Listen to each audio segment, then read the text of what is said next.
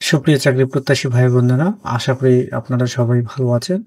আজকের সার্কুলারটি হচ্ছে সাতক্ষীরা মেডিকেল কলেজ হাসপাতাল থেকে, যেখানে ৮ টি পদে সর্বমোট ১৯ জনকে নিয়োগ প্রদান করবে। এই পদগুলোর ক্ষেত্রে বাংলাদেশের সকল জেলা থেকে নারী এবং পুরুষ এসএসসি থেকে স্নাতক পাশে উত্তীর্ণ প্রার্থীরা আবেদন করতে পারবেন। আবেদনকারী সর্বোচ্চ বয়সীমা হচ্ছে ৩২। এই ওয়েবসাইটে গিয়ে আপনারা আবেদনপত্র পূরণ করতে পারবেন। অনলাইনে আবেদনপত্র পূরণ ও পরীক্ষার ফি জমাদান শুরুর তারিখ ও সময় হচ্ছে ৯ নভেম্বর সকাল ১০টা থেকে ২৯শে নভেম্বর বিকাল ৫টা পর্যন্ত।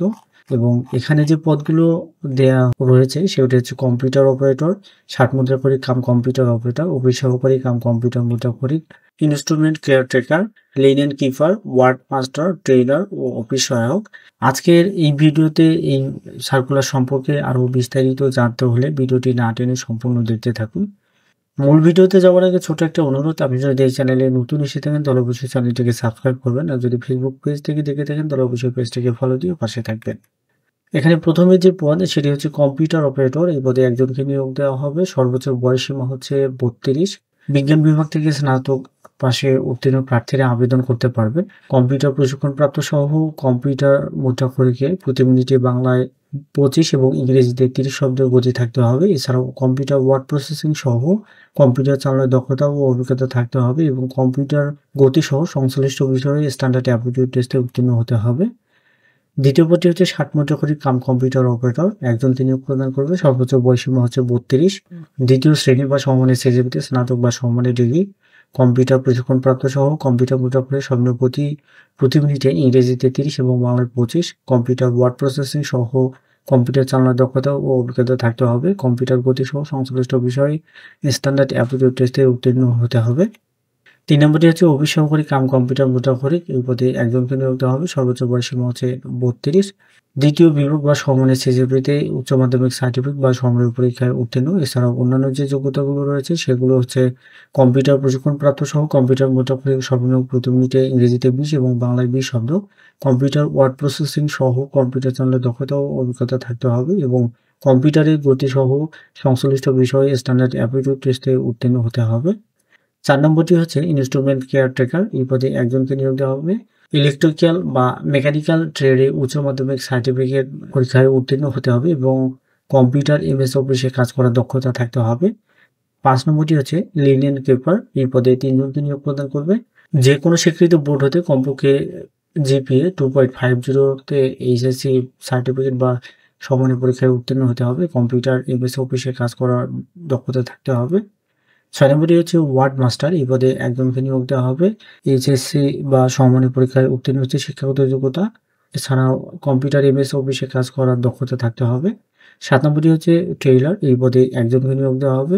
এসএসসি বা সমমানের পরীক্ষায় উত্তীর্ণ হচ্ছে শিক্ষাগত যোগ্যতা। এছাড়াও বাংলাদেশ কারিগরি প্রশিক্ষণ কেন্দ্র, যুব উন্নয়ন অধিদপ্তর অথবা মহিলা অধিদপ্তর থেকে সংশ্লিষ্ট বিষয়ে ৬ মাসের প্রশিক্ষণ সনদ থাকতে হবে। ৮ নম্বরটি হচ্ছে অফিস সহায়ক। এই পদে ১০ জনকে নিয়োগ প্রদান করবে। এসএসসি বা সমমানের পরীক্ষায় উত্তীর্ণ হচ্ছে শিক্ষাগত যোগ্যতা। এরপরে শর্তাবলীর মধ্যে রয়েছে আবেদনকারীর বয়স ৯ নভেম্বর থেকে সর্বনিম্ন ১৮ এবং সর্বোচ্চ ৩২ বছরের মধ্যে হতে হবে এবং যারা সরকারি বা আধা সরকারি বা স্বায়ত্তশাসিত প্রতিষ্ঠানে চাকরিরত অবস্থায় আবেদন করবেন তাদের ক্ষেত্রে যথাযথ কর্তৃপক্ষের অনুমতিপত্র প্রদান করতে হবে মৌখিক পরীক্ষার সময়। ৩ নম্বর শর্তাবলীর মধ্যে উল্লেখ রয়েছে সকল পদের জন্য কেবলমাত্র উপযুক্ত এবং ত্রুটিমুক্ত আবেদনকারীদেরকে লিখিত পরীক্ষার জন্য যোগ্য প্রার্থী হিসেবে বিবেচিত করা হবে। পরবর্তীতে লিখিত পরীক্ষায় উত্তীর্ণ প্রার্থীদেরকে ব্যবহারিক ও মৌখিক পরীক্ষায় যোগ্য প্রার্থী হিসেবে বিবেচিত হবেন। নিয়োগের ক্ষেত্রে সরকারের বিদ্যমান বিধিবিধান এবং পরবর্তীতে নিয়োগ সংক্রান্ত সংশোধিত বা নতুন প্রণীত বিধিবিধান অনুসরণ করা হবে। আবেদনকারী প্রার্থীকে অবশ্যই জন্মসূত্রে বাংলাদেশের নাগরিক এবং সংশ্লিষ্ট জেলার স্থায়ী বাসিন্দা প্রমাণের সনদ হিসেবে সংশ্লিষ্ট ইউনিয়ন পরিষদে থেকে নাগরিকত্ব সনদ, এবং যদি কোনো প্রার্থী এমন কোনো ব্যক্তিকে বিবাহ করে বা বিবাহ করার প্রতিশ্রুতিবদ্ধ হন তিনি বাংলাদেশের নাগরিক নন, তবে তিনি এই নিয়োগের ক্ষেত্রে যোগ্য প্রার্থী হিসেবে বিবেচিত হবেন না। বিবাহিত মহিলা প্রার্থীদের ক্ষেত্রে স্বামীর স্থায়ী ঠিকানা উল্লেখ করতে হবে। লিখিত ও ব্যবহারিক পরীক্ষায় উত্তীর্ণ প্রার্থীদের মৌখিক পরীক্ষায় অংশগ্রহণের জন্য নিম্নবর্ণিত সনদপত্র বা কাগজপত্রের মূল কপি প্রদর্শন সহ প্রথম শ্রেণী গেজেটে কর্মকর্তা কর্তৃক সত্যায়িত এক সেট ফটোকপি দাখিল করতে হবে। সেগুলো হচ্ছে সাম্প্রতিক সময় তোলা পাসপোর্ট সাইজের রঙিন ২ কপি ছবি, প্রার্থীর আবেদনে উল্লেখিত সকল শিক্ষাগত যোগ্যতা সনদপত্র, প্রযোজ্য ক্ষেত্রে অতিরিক্ত যোগ্যতা ও অভিজ্ঞতা কপি, জাতীয় পরিচয়পত্র, নাগরিকত্ব সনদপত্র, ডাউনলোডকৃত প্রবেশপত্র, আবেদনপত্রের অ্যাপ্লিক্যান্ট কপি, এই দুটোই কিন্তু রঙিন প্রিন্ট হতে হবে। এছাড়া যারা কোটায় আবেদন করবে তাদের ক্ষেত্রে কোটার প্রমাণপত্র। একই ব্যক্তি একাধিক পদে আবেদন করতে পারবেন না, একটি পদেই আবেদন করতে পারবেন। ও আবেদন সংক্রান্ত বিস্তারিত তথ্য এবং এই সার্কুলার আপনারা এই ওয়েবসাইটে পেয়ে যাবেন। সেখানে গেলেই আপনারা নোটিশ বোর্ডে দেখতে পাবেন, সেখান থেকে আপনারা ডাউনলোড করে দেখে নিতে পারবেন। এছাড়াও ভিডিওর কমেন্ট বক্সে বা ডিসক্রিপশনে দেওয়া থাকবে, সেখান থেকে আপনারা ডাউনলোড করে দেখে নিতে পারবেন। অনলাইনে আবেদন করতে হলে সরাসরি আপনাকে এই ওয়েবসাইটে গিয়ে আবেদন করতে হবে। আবেদনপত্র পূরণ ও পরীক্ষার ফি জমাদান শুরুর তারিখ ও সময় হচ্ছে 9 নভেম্বর সকাল 10টায় এবং শেষ হবে 29 নভেম্বর বিকাল 5টায়। এই সময়ের মধ্যে আপনাকে আবেদন করতে হবে। আবেদন করার সময় আবেদনপত্রে আপনার ছবি এবং স্বাক্ষর আপলোড দিতে হবে। সেক্ষেত্রে ছবির সাইজ হচ্ছে 300x300 পিক্সেল, স্বাক্ষরের সাইজ হচ্ছে 300x80 পিক্সেল। স্ক্যান করে নির্ধারিত স্থানে অবশ্যই আপলোড করতে হবে। আবেদনপত্র সাবমিট করার পর 72 ঘন্টার মধ্যে যেকোনো টেলিটক প্রিপেইড মোবাইল নম্বর থেকে 2টি এসএমএস এর মাধ্যমে পরীক্ষার ফি প্রদান করতে হবে। এক্ষেত্রে 1 থেকে 6 নং পদের জন্য 112 টাকা, 7 থেকে 8 নং পদের জন্য 56 টাকা এবং যারা কোটায় বা অনগ্রসর প্রার্থী হিসেবে আবেদন করবে তাদের ক্ষেত্রে সকল পদের জন্য শুধুমাত্র 56 টাকা প্রদান করলেই হবে। টাকাটা কিভাবে এসএমএস এর মাধ্যমে প্রদান করবেন সেই প্রসেসটা এখানে 2টি এসএমএস এর মাধ্যমে দেখানো হয়েছে, এটি আপনারা অবশ্যই দেখবেন। এরপরে প্রবেশপত্র আপনারা একই ওয়েবসাইটে গিয়ে ডাউনলোড করতে পারবেন। এছাড়াও যারা যোগ্য প্রার্থী হিসেবে বিবেচিত হবে তাদেরকে মোবাইল ফোনে এসএমএস এর মাধ্যমে জানানো হবে।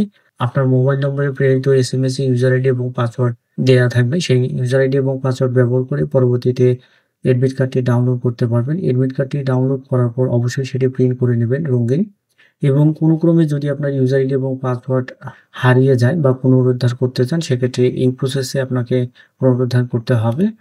আজকের এই সার্কুলারটি আপনারা এখানে উল্লেখিত ওয়েবসাইট আপনারা পেয়ে যাবেন বা এই কিউআর কোড স্ক্যান করেও আপনারা ডাউনলোড করতে পারবেন। অনলাইনে আবেদন করতে কোনো প্রকার সমস্যা হলে আপনার টেলিটক নম্বর থেকে 121 এ কল করবেন অথবা alljobs.query@teletalk.com এই মেইলে মেইল করতে পারবেন। তবে মেইল করার সময় সাবজেক্টে আপনার organisation name, post name, user ID এবং কন্ট্যাক্ট নম্বর অবশ্যই উল্লেখ করতে হবে। আপনারা যারা আবেদন করতে চান তারা নির্ধারিত সময়ের মধ্যে আবেদন করবেন। এছাড়াও এখানে আরো বেশ কতগুলো শর্তাবলী উল্লেখ করা রয়েছে যেগুলো আপনারা আবেদন করার পূর্বে অবশ্যই ডাউনলোড করে দেখে নেবেন। দেখা হচ্ছে পরবর্তী নতুন কোনো নিয়োগ বিজ্ঞপ্তির ভিডিওতে। সেই পর্যন্ত ভালো থাকবেন, সুস্থ থাকবেন। আল্লাহ হাফেজ।